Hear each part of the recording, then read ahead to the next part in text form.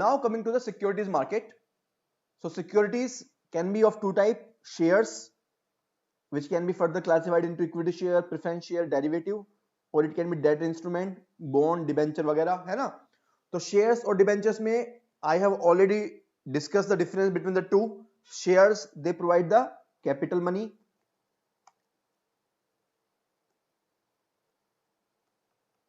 है ना, और debt instrument they provide the loan money. So in case of shares, investors have a share in the capital and the profit. So they have a share, means they have the ownership in the capital and the profit. Or in case of debt instrument, they do not have any share and company is liable to pay interest, है ना. Company की liability होती है कि वो interest पे करना ही पड़ेगा कंपनी को, रिगार्डलेस ऑफ द प्रॉफिट, चाहे प्रॉफिट कमाए या ना कमाए, चाहे वो प्रॉफिट कमाए या ना कमाए. Now this is the broad structure of the capital market. So in the capital market, we have government securities, we have industrial securities. दोनों तरह की सिक्योरिटी होती हैं, है ना. तो गवर्नमेंट सिक्योरिटी मनी मार्केट के अंदर भी हो सकती है, जिसको हम बोलते हैं ट्रेजरी बिल, और गवर्नमेंट सिक्योरिटी कैपिटल मार्केट में भी हो सकती है, जिसकी ड्यूरेशन 1 साल से ज्यादा है. तो बहुत सारी गवर्नमेंट सिक्योरिटी होती है जिसकी ड्यूरेशन 3 साल की, 7 साल की, 10 साल की होती है. वो सब हमारी कैपिटल मार्केट में आएंगी. ठीक है. तो गवर्नमेंट सिक्योरिटी मनी मार्केट में भी हो सकती है और कैपिटल मार्केट में भी हो सकती है. And how to differentiate between the two? We can differentiate based upon the duration. तो अगर ड्यूरेशन अप टू 1 ईयर है तो वो मनी मार्केट में होंगी, अदरवाइज कैपिटल मार्केट में होंगी. Very simple. ठीक है जी. Now you can see this securities can be government security और इंडस्ट्रियल सिक्योरिटी, है ना. This industrial security market, it can be new issue market or old issue market. So new issue market is called primary market and old issue market is called secondary market. We will discuss the difference between the two. Then we have a development financial institution, DFI, है ना. So it includes IFCI, ICICI, SFC, IDBI, IIBI, UTI, है ना. Then we have financial intermediaries. Intermediates कौन कौन हो सकते हैं? Merchant bank हो सकता है, म्यूचुअल फंड हो सकता है, लीजिंग कंपनी हो सकती है, वेंचर कैपिटल कंपनी हो सकती है, या फिर अदर फाइनेंशियल ऑर्गेनाइजेशन हो सकते हैं. We will discuss about all of them in the subsequent part of the discussion. ठीक है. So take few second and have a look again, have a look of this capital market structure.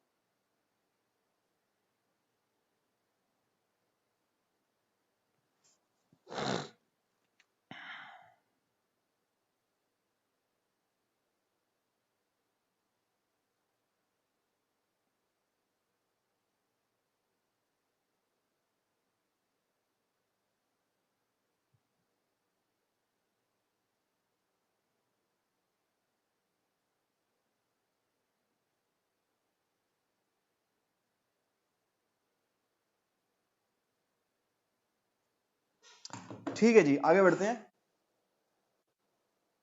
So you can see another structure of the capital market, securities market broadly. And the securities market has two components: government security market and industrial security market. Both of them can be new issue or old issue. We have development financial institution and we have financial intermediaries. तो first of all industrial securities market है ना, जहां पर industry की जो security होती है वो सेल और परचेज होती हैं। तो इंडस्ट्रियल सिक्योरिटीज मार्केट में क्या क्या आता है देखते हैं।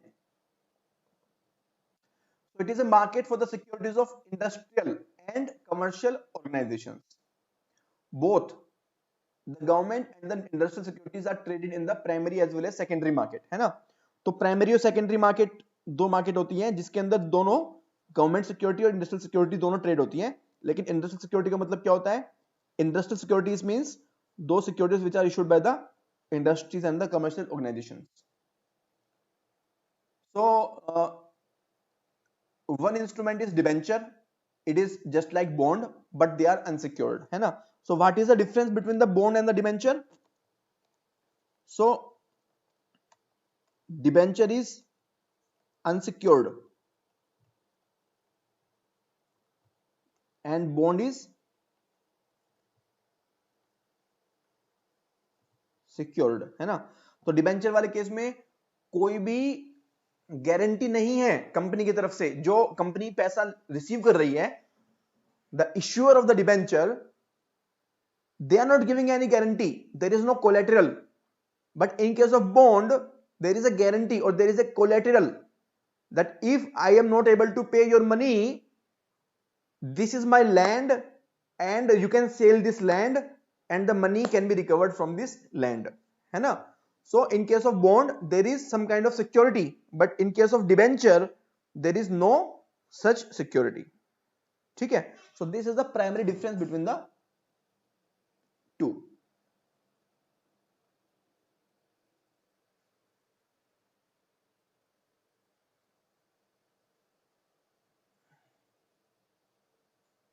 ठीक है जी।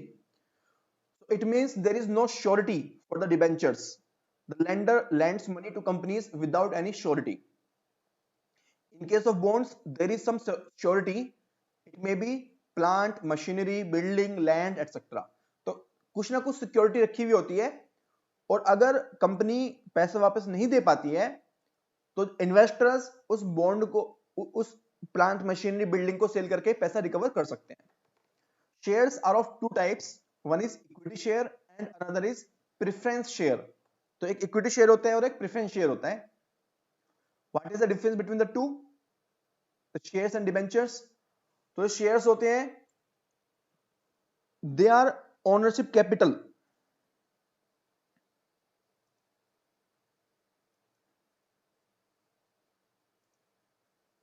they are the ownership capital. Debentures, they are the debt or loan, है ना। I have already told, so shares are capital and debentures are loan. In case of shares they have the dividend right. Dividend मतलब they will get share of profit as their income, है ना। तो उनके लिए पैसा क्या मिलेगा, उनको रिटर्न क्या मिलेगा? Share of profit. In case of debenture they will receive the interest. Voting right, in case of shares, yes, they have the voting right. So this is a problem for the businessman because the businessman can face the interference, but in case of debenture there is no right to vote. Conversion, shares are not converted into any other instrument but debentures can be converted into shares. तो बहुत सारे debentures ऐसे भी होते हैं जो which give the option to convert into shares after some time, है ना। तो वो कह सकते हैं कि 5 साल तक आप डिबेंचर रहोगे और 5 साल के बाद में आपको शेयर होल्डर की तरह हम कन्वर्ट कर सकते हैं अगर आप चाहो तो, है ना। सो share the debentures can be convertible or non-convertible, right? So debentures can be convertible or non-convertible. Risk holders, So in case of shares,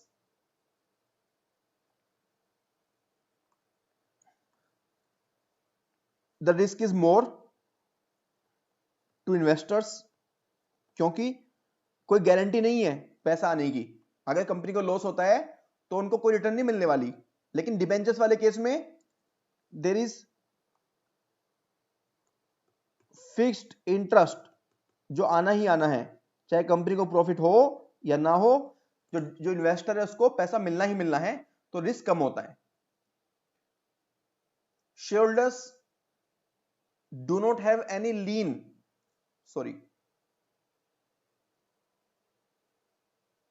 लीन का मतलब हो गया कि अगर कंपनी फेल होती है तो शेयर होल्डर्स को कुछ नहीं मिलेगा, है ना। लेकिन अगर कंपनी फेल होती है तो डिबेंचर होल्डर्स को जो उसकी एसेट होती है वो सेल करके पैसा अपना वापस लेने का अधिकार होता है। तो debenture holders can receive back their money by selling the assets of the company in case the company fails the business. The share holders are the owners of the company. Debenture holders they are the creditor. Creditor means lender, जिसने पैसा दिया है company को।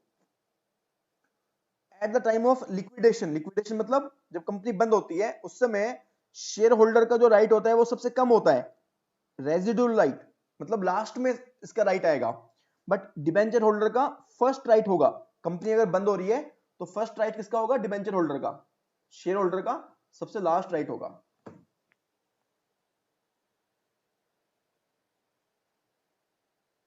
ठीक है।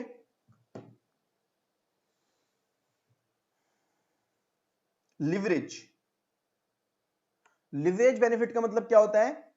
तो debenture holder में अगर हम कंपनी के पॉइंट ऑफ व्यू से सोचें, if we think from the perspective of company, suppose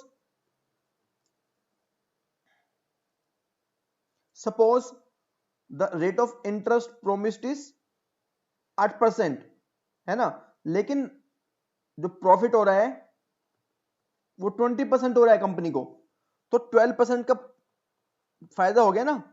8% अगर डिबेंचर होल्डर को दे भी दिया तो भी कंपनी को 12% लिवरेज मिल गया, है ना। 12% लिवरेज मिल गया कि कॉस्ट ऑफ फंड्स 8% है, डिबेंचर होल्डर को 8% देना पड़ रहा है, लेकिन प्रॉफिट 20% का हुआ, तो 12% एक तरह से बेनिफिट हो गया। लेकिन इन केस ऑफ शेयर होल्डर, अगर 20% प्रॉफिट हुआ है और उसमें से बाद में 20% प्रॉफिट हुआ है, तो 20% का 20% profit 100 it has to be shared among the share holders, है ना। So there is no leverage available with the company. Shares for every company, share तो इशू करने जरूरी है। डिबेंचर आपकी मर्जी है, आपको लोन चाहिए तो डिबेंचर इशू कर दो, अदरवाइज आपको कोई जरूरत नहीं है। शेयर्स वाले केस में कोई कंपल्सरी रिटर्न देने की जरूरत नहीं है ना, डिविडेंड कोई देने की जरूरत नहीं है, यहां पर देना जरूरी है। एग्जाम्पल ये आपका हो सकता है share capital, preference share capital, debenture हो सकता है नॉन कन्वर्टिबल या कन्वर्टिबल या सेकंड चार्ज। कन्वर्टिबल मतलब जिसको बाद में शेयर में कन्वर्ट किया जा सकता है। सेकंड चार्ज मतलब, तो चार्ज मतलब होता है कि उसका राइट कितना है upon the assets of the company. If someone has first charge, that means it has the first right over the assets of the company in case of closing the company। जब company बंद होगी तो उस समय first right होगा, उसको बोलते हैं फर्स्ट चार्ज डिबेंचर। यहां पर हम बात करें सेकंड चार्ज। सेकंड चार्ज मतलब फर्स्ट चार्ज जिसका है पहले उसका पैसा वापस होगा और उसके बाद आपका पैसा वापस होगा in case of closure of company. Disclosure in financial instrument, this is ये शेयर जो होता है ये एक कैपिटल की तरह डिस्क्लोज होगा, है ना, एक शेयर होल्डर फंड की तरह। ये लायबिलिटी की तरह यूज होगा क्योंकि ये आपका ऑब्लिगेशन है ना। तो इसको हम बोलेंगे ये तो हमारा खुद का पैसा है, और इसको हम बोलेंगे ये हमने लोन लिया हुआ पैसा है ना। I hope the difference between the shares and debentures is very much clear to you. I have discussed very much in detail, right? Next is the equity. The shares can be of two type, equity shares and preference shares. दो तरह के share हो सकते हैं, equity share और preference share. तो equity shares तो जो जनरल शेयर होल्डर होते हैं उसको हम बोलते हैं इक्विटी शेयर्स, है ना. तो इक्विटी शेयर होल्डर वाले केस में क्या होता है, अगर कंपनी को प्रॉफिट है, if company is earning the profit, they will get the profit. If the company is in losses, then they will not get the profit, right? तो उनको सिर्फ तभी मिलेगा प्रॉफिट जबकि कंपनी को प्रॉफिट होगा. अगर कंपनी को कोई प्रॉफिट नहीं होता तो इक्विटी शेयर होल्डर्स को कोई भी डिविडेंड नहीं मिलेगा. Equity share holders will not get the income, ठीक है. लेकिन प्रेफरेंस शेयर होल्डर को एक फिक्स्ड अमाउंट ऑफ डिविडेंड मिलेगा, just like the debentures. Debenture की तरह फिक्स्ड अमाउंट ऑफ डिविडेंड मिलेगा. हाँ, whenever there is a loss, in case of loss, this fixed amount of dividend will be deferred मतलब बाद में मिल जाएगा, उसको postpone हो जाएगा, it will be postponed. So whenever company will make the profit, the first dividend will be given to the preference shares, है ना. Name itself says they will get preference, so they will get preference at two time they will get preference in the dividend, मतलब in the sharing of profit.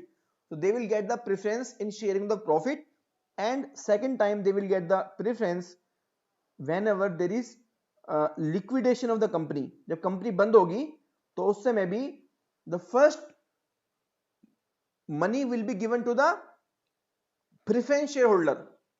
The money will be first given to the preference shareholder. After that, balance money will be given to the equity shareholder, है ना.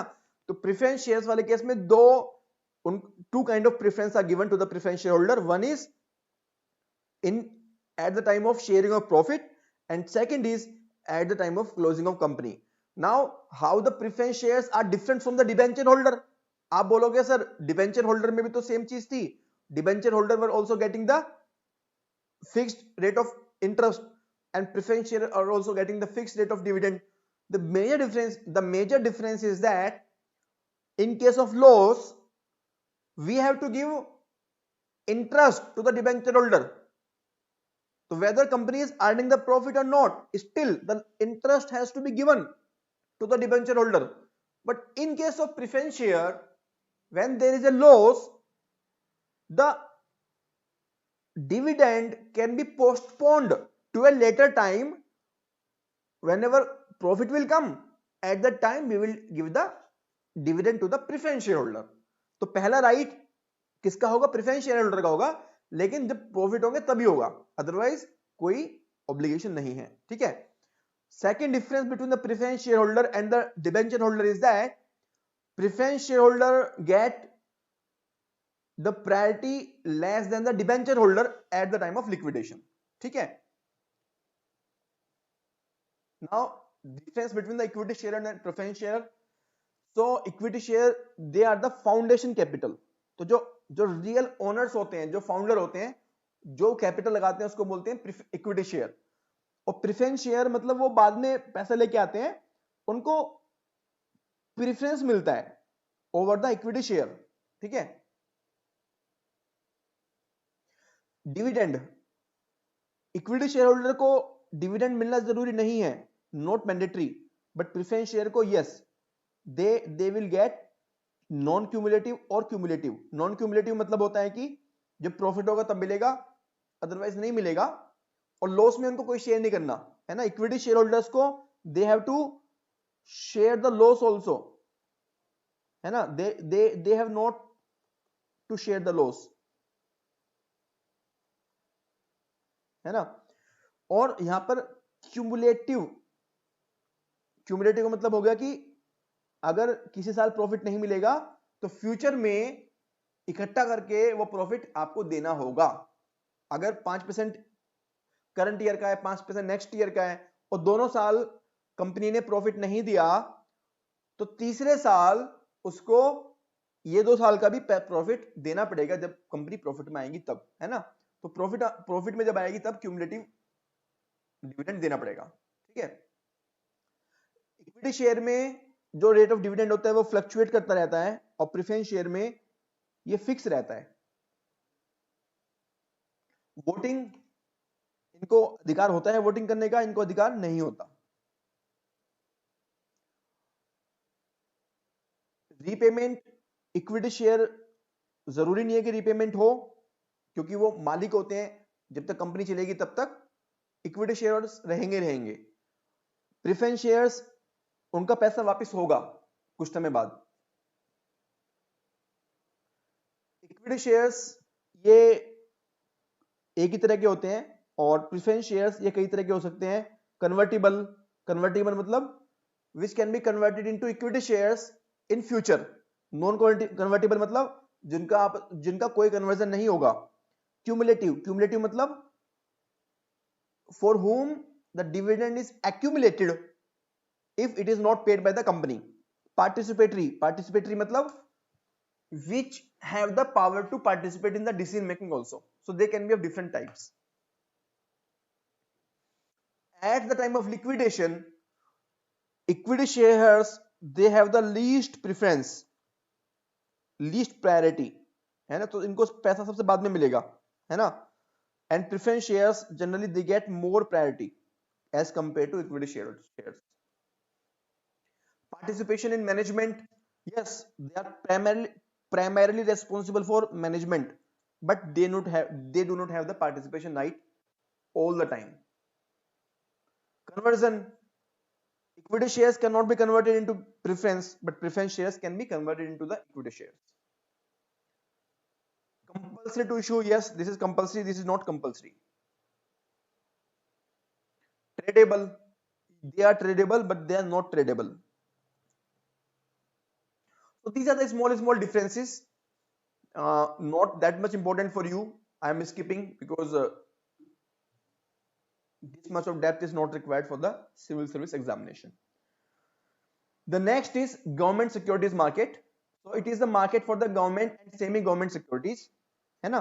तो state government, central government, semi government, for example PSUs, है ना, public sector undertaking हो सकता है आपका, है ना। So there are many companies like NTPC, ONGC, Power Finance Corporation, they can issue their bond.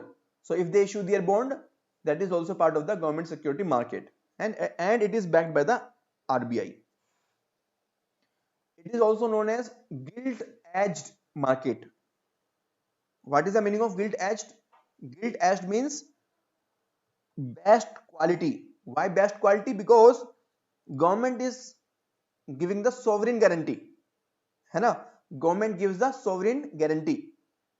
So government is most safe place to invest, therefore this is called best quality.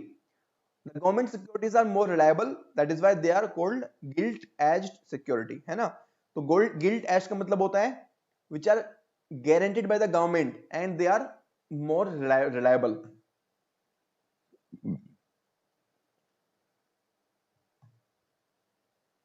Now new versus old issue market, है ना। तो हमने discuss किया था capital market structure में कि जो capital market हो सकती है वो दो तरह की हो सकती है। एक न्यू इशू मार्केट हो सकती है, एक ओल्ड इशू मार्केट हो सकती है ना। न्यू इशू मतलब जहां पर फर्स्ट टाइम कंपनी इशू करती है शेयर्स को या डिबेंचर्स को, है ना। ओल्ड इशू मार्केट मतलब जहां पर जो इन्वेस्टर्स होते हैं वो आपस में सेल और परचेज करते हैं, है ना। तो देखो, let us C,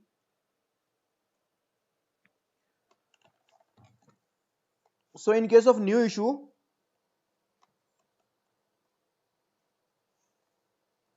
this is company, for example Tata company. So Tata company issues the shares to the investors, है ना, and investors give the money to company, ठीक है। So this is called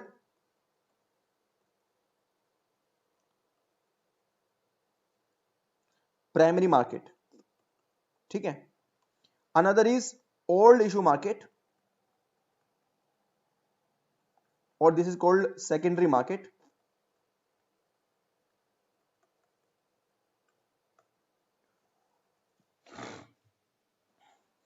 So in case of old issue market, suppose this is Mr. A. Mr. A है जिसने Tata company से share लिए, और भी बहुत सारे लोग हो सकते हैं.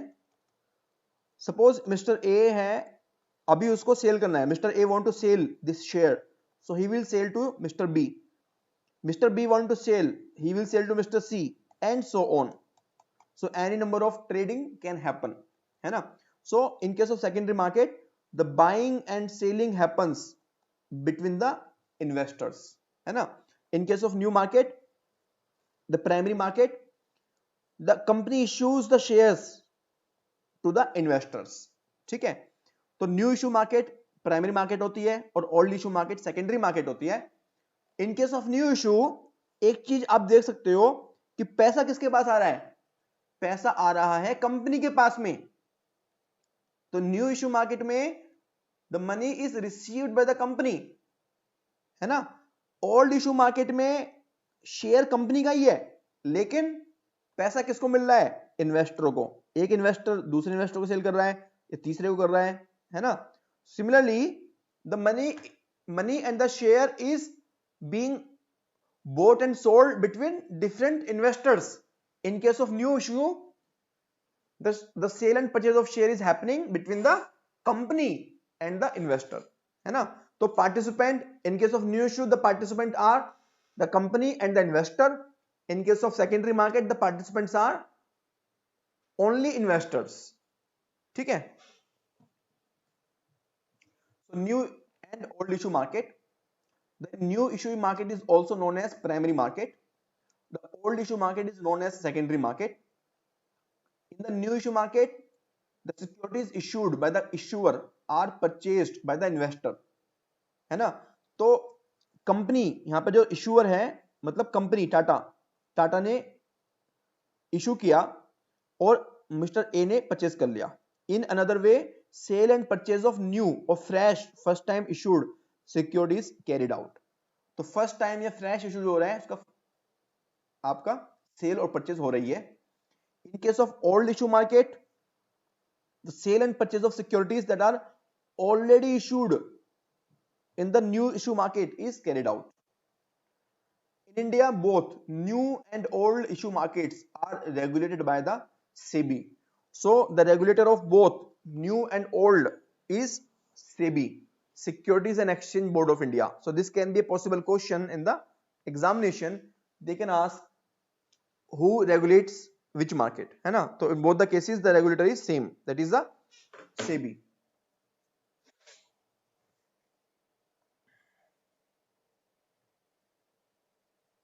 Now you can see in the primary market, new shares are issued. In the secondary market, already existing or formerly issued share securities are traded.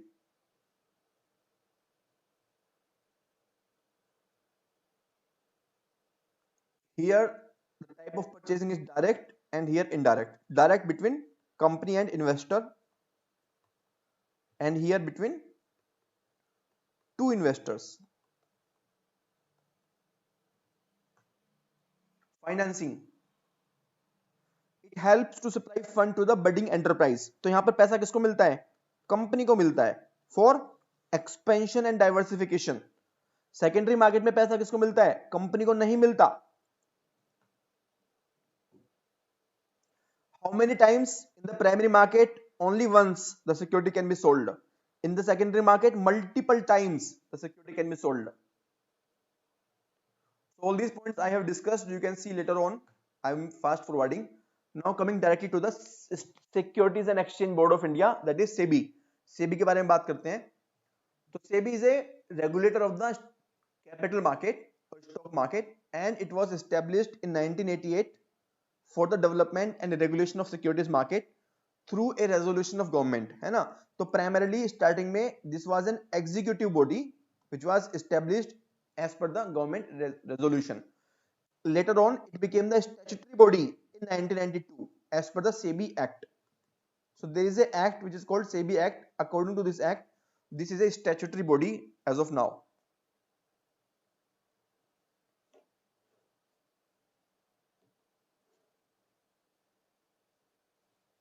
Head office Bombay में है, रीजनल ऑफिस कलकत्ता, दिल्ली, चेन्नई में है. और what are the functions of SEBI? Regulation of the securities market, securing the market from the malpractices, educating the investors and securing the investors interest. तो primarily जो small investors होते हैं like you and me, primarily उनकी security करना काम होता है सेबी का. Now coming to the different kind of issues, है ना. तो जो इश्यू ऑफ शेयर्स होता है वो अलग अलग तरीका हो सकता है, उसके बारे में बात करेंगे हम आगे से, ठीक है ना. और आगे बढ़ने से पहले I want to take, if you have some question you can ask me. अलग अलग तरह के इश्यूज हो सकते हैं. एक आपका होता है इनिशियल पब्लिक ऑफरिंग, है ना. तो इनिशियल पब्लिक ऑफरिंग का मतलब जो फर्स्ट टाइम करती है ना.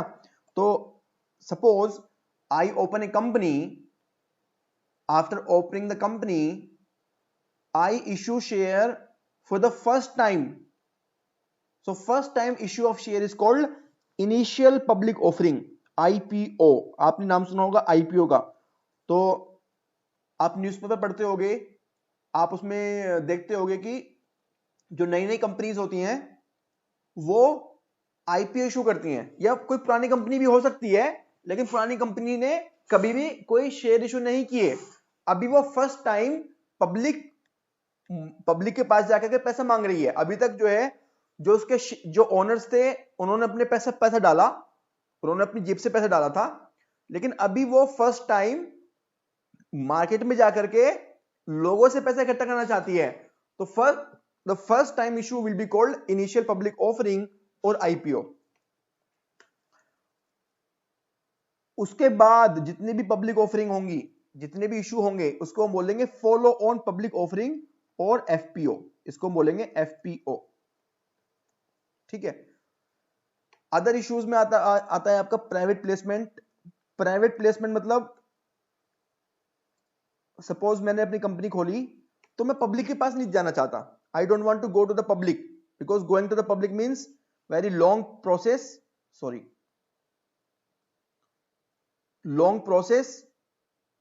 And time taking also, time taking and very costly. और मुझे बहुत ज्यादा पैसों की जरूरत भी नहीं है. सपोज मैं अपनी कंपनी लॉन्च करता हूं और कंपनी में मुझे सिर्फ 50 करोड़ रुपए चाहिए. तो मैं कुछ लोगों को जानता हूं जिनके पास में पैसा है, या कुछ बैंक हैं जो मुझे पैसे देने के लिए तैयार हैं मेरे शेयर खरीद करके. तो I will issue my shares to those people and that is called private placement, है ना. तो private placement is basically selling the shares to selected number of people, that is called private placement. Rights issue क्या होता है? Rights issue is कि when the shares have already been issued in the IPO and FPO, right? तो जब company want to issue new shares, the first right to buy these shares will be given to the already existing shareholders. तो जो already existing share holders हैं उनको हम first right देंगे कि भाई आप हमारे ऑलरेडी ओल्ड शेयर होल्डर्स हो, और हम जो नया इशू कर रहे हैं उसमें फर्स्ट राइट आपका है. The first right will be given to you only, that is called right share. So they have the first right to buy the shares of the company. Next is sweat equity share. Sweat का मतलब पसीना बहाना. तो जिन लोगों ने company के लिए पसीना बहाया है, who are the dedicated people, directors, good employees, they will get these kind of share. तो these kind of shares are given at a discounted value. तो उनको ये शेयर सस्ते में दिए जाते हैं कि भाई आपने कंपनी के लिए बहुत मेहनत की है तो आपको हम सस्ते में ये शेयर्स दे रहे हैं, that is called sweat equity issue. Bonus issue, तो जब कंपनी के पास बहुत सारा पैसा इकट्ठा हो जाता है, वो या तो उसको शेयर्स की तरह इशू कर, या तो उसको डिविडेंड की तरह इशू कर सकती है, कैश दे सकती है, या फिर वो ये बोल सकती है कि भाई आप नए शेयर ले लो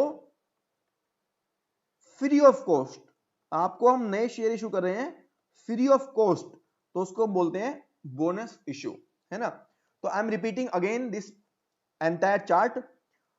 फर्स्ट इज आईपीओ, आईपीओ मतलब जब company first time share issue कर रही है उसको बोलते हैं आईपीओ।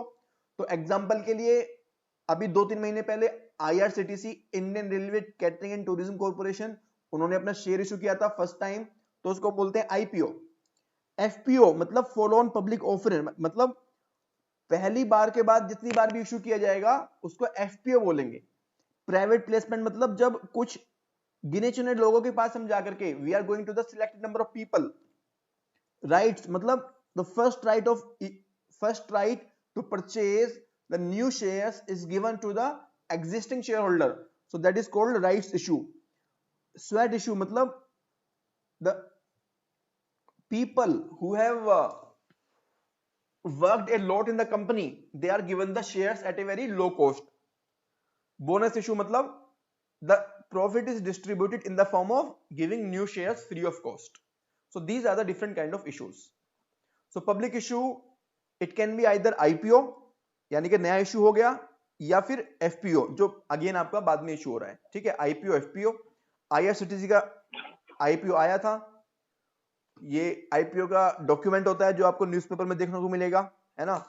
तो न्यूज़पेपर में आप देखेंगे कि जब कंपनी फर्स्ट टाइम अपना जो कोई भी इशू शेयर करती है तो इस तरह की वो एडवर्टाइजमेंट देती है। इशू प्रोसेस, अब दो तरह के इशू हो सकते हैं। एक तो हो सकता है कि मैंने प्राइस फिक्स कर दिया कि मेरा जो शेयर है वो 50 रुपीज का है, जिसको खरीदना है खरीदो, जिसको नहीं खरीदना मत खरीदो, तो उसको हम बोलते हैं डिक्लेयर्ड प्राइस इशू, कि आपने जो शेयर मिलेगा वो 50 रुपीज में ही मिलेगा, प्री फिक्स्ड प्राइस है, आप चाहे तो लो चाहे तो मत लो, ठीक है। दूसरा होता है आपका बुक बिल्डिंग का मतलब the issue of shares without fixing any price, मतलब हम क्या करते हैं एक रेंज फिक्स कर देते हैं कि मेरे जो शेयर का प्राइस है वो 50 रुपीज से 80 रुपीज के बीच में है, और आप जितना रुपीज में खरीदना चाहते हो आप खरीद सकते हो, मतलब आप अपनी एप्लीकेशन दे सकते हो। बाद में जब सारी एप्लीकेशन आ जाएंगी, based upon the application I will give you the shares, यानी कि depending upon the demand of the shares the price is charged. So for example I issue the shares and I say that my shares are available between minimum 50 and maximum 80. So one case can be that most of the people apply at 80 rupees and some people apply at 50 rupees. So I will give the shares first to those people who have applied at 80 rupees, and if something is left then I will give to those people who have applied at less than 80. तो यानी कि कोई fix price नहीं है, demand के basis पर इसका जो प्राइस है वो डिटरमाइन होता है, जिसको हम बोलते हैं बुक बिल्डिंग प्रोसेस। इसको हम बोलते हैं बुक बिल्डिंग प्रोसेस। अब जो शेयर कैपिटल होती है वो कई तरह की होती है। The division of share capital, it can be of different types. First, it can be nominal और रजिस्टर्ड कैपिटल। तो जब कंपनी रजिस्टर होती है, when the company is registered, at that point of time the capital which is decided that okay our capital will be suppose rupees 1 lakh, ठीक है, तो उसको हम बोलते हैं नॉमिनल और registered capital, and this is also called as authorised capital, ठीक है। Now this is the registered capital, it means the company can issue maximum 1 lakh rupees shares, the company can raise maximum 1 lakh rupees from the market. Next can be issued capital means out of the 1 lakh rupees at one point of time, suppose company says that okay we will issue 80,000 rupees shares, इसका मतलब at present although I can issue 1 lakh rupees but I do not want this money, I want only 80,000 rupees. So this part, so this is one part of the 1 lakh rupees, so this is one part of the authorized capital. So that part of the authorized capital which is offered to the public for subscription, that is called issued capital. So first we have nominal or authorized capital, second is issued capital, third is subscribed capital. So that part of the issued capital for which applications are received, है ना. तो अब ये 80,000 rupees company ने तो issue कर दिया, लेकिन ऐसा हो सकता है कि हमें सिर्फ 70,000 रुपीज का ऑफर आया पब्लिक से, सिर्फ 70,000 रुपीज लोगों ने ही दिए हैं हमें शेयर्स के बदले में, है ना. Only the investors are available only to buy 70,000 rupees shares. So this is called subscribed capital, है ना. Now this can be under subscription, over subscription. Under मतलब 80,000 से कम, over मतलब 80,000 से ज्यादा है. तो अगर ऐसा भी हो सकता है कि 80,000 के हमने शेयर इशू किए और मार्केट में 2 लाख रुपए के लोग शेयर्स लेने के लिए रेडी हैं, तो उस केस में हम उनको लॉटरी के बेसिस पर प्रोपोर्शनेट शेयर हम इशू करेंगे, उनको हर एक को कम कम इशू शेयर इशू करेंगे. अब next is cold up capital. Cold up capital means out of 70,000 हमने, सॉरी आउट ऑफ 80,000 तो हमने इशू शेयर किए हैं, लेकिन हमने बोला है कि अभी सिर्फ 50% पैसा हमें दो, बाकी की 50% हमें आप 6 महीने बाद दे देना. सो this is called cold up capital. तो कंपनी ने सिर्फ 40,000 रुपए जनता से मांगे कि आप हमें 40,000 रुपए दे दो, 80,000 रुपए के शेयर्स हमारे हैं, 6 महीने बाद अब बाकी के 40,000 रुपए दे देना. तो this is basically the instalment. So the money can be received by the company in different installment. Next is paid up capital. Paid up capital means the money which is actually paid. तो ऐसा हो सकता है कि company ने 40,000 रुपए मांगा, लेकिन लोगों ने सिर्फ 30,000 रुपए दिया, बाकी के लोगों ने पैसा ही नहीं दिया, उनके पास पैसे नहीं है या वो इंटरेस्टेड नहीं है कंपनी को पैसा देने में. तो this is called paid up capital. And finally we have reserve capital. तो कंपनी ने 50% पैसा मांगा है और 50% पैसा नहीं मांगा, तो जो पैसा नहीं मांगा उसको बोलते हैं reserve capital. The money which has not yet been called up, that is called reserve capital. So these are the different kind of capital, right. These are the different kind of capital. Now what is the process of issue of shares. तो process of issue of shares क्या होता है कि company है, suppose Reliance company है, so Reliance company will hire a merchant banker. तो ये merchant banker जो है, this will perform all the legal and other formalities on behalf of the Reliance company, है ना. So you will come across one term merchant banker. You will come across one term merchant banker time and again. So merchant banker means an agency who is performing the work of issue of shares on behalf of the Reliance company or any company, है ना. So merchant banker issue करेगा. Now merchant banker will also take the help of one underwriter. Underwriter means an agency which will ensure the 100% sale of the shares, है ना. तो जो formality होंगी, तो procedure होगा वो मर्चेंट बैंकर करेगा, और अंडरराइटर गारंटी लेगा कि सर 100% आपके शेयर सेल होंगे. अगर पब्लिक ने 100% शेयर्स नहीं लिए तो जो शॉर्टेज होगी वो मैं अपनी जेब से दूंगा, है ना. तो balance of the shares I will buy. So that person is called underwriter. ठीक है. So this underwriting is done. And underwriter एक होता है, उसके बाद में शेयर्स इशू होते हैं, और ये शेयर्स इशू होते हैं वो दो तरह से हो सकते हैं. एक आपका डिक्लेयर्ड प्राइस पे कि कंपनी ने प्राइस डिक्लेयर कर दिया, या फिर बुक बिल्डिंग प्रोसेस से, यानी कि कंपनी ने प्राइस फिक्स नहीं किया, डिमांड के बेसिस पर आपका प्राइस फिक्स होगा, इसको बोलते हैं बुक बिल्डिंग प्रोसेस. ठीक है. और इसके बाद में आपका जो सेबी होता है वो रेगुलेट करता है, and this is how the company shares are issued. ठीक है.